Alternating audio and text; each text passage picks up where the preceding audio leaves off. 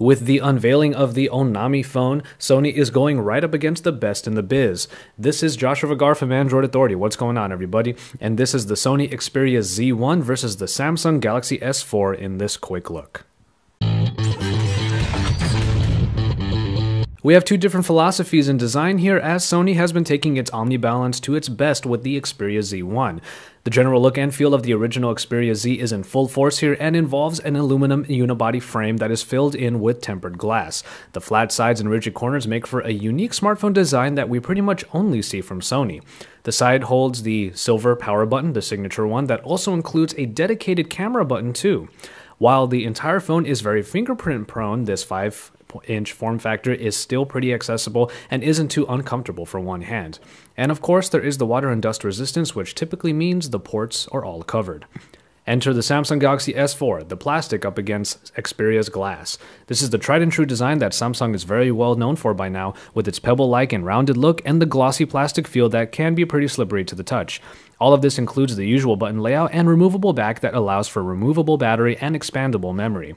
Its 5-inch screen is one of the best out there, as its footprint is actually quite accessible and similar to the original S3. Though the Xperia Z1 has definitely improved on its general handling, it has to contend with the accessibility of the Galaxy S4. There's nothing quite like a display comparison to remind you how subjective these things can get. The 1080p triluminous display of the Xperia Z1 takes on the 1080p Super AMOLED of the Samsung Galaxy S4.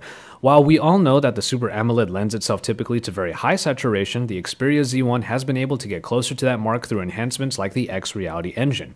It isn't as vibrant as Galaxy S4 screen by far, but the more toned down look of the triluminous is still easy on the eyes and attractive. Media viewing has always been good on Xperia smartphones, and in the Z1 it should prove just as enjoyable as the S4.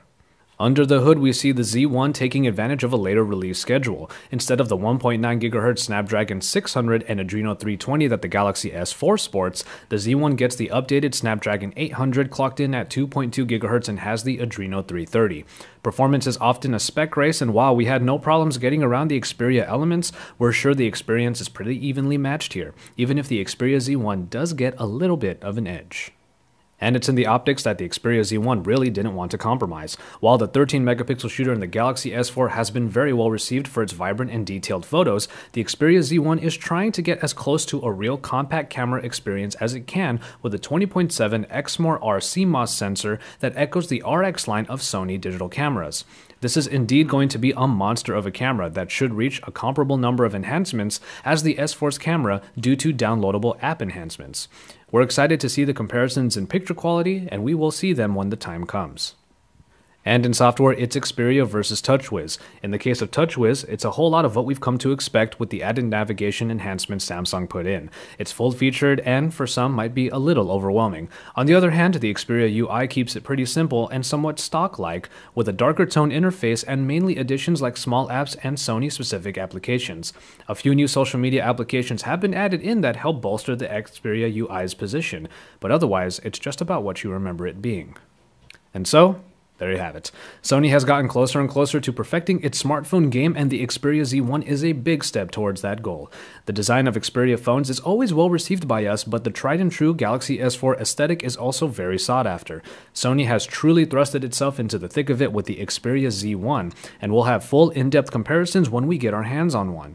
For now, stay tuned for more Z1 coverage from IFA in Berlin.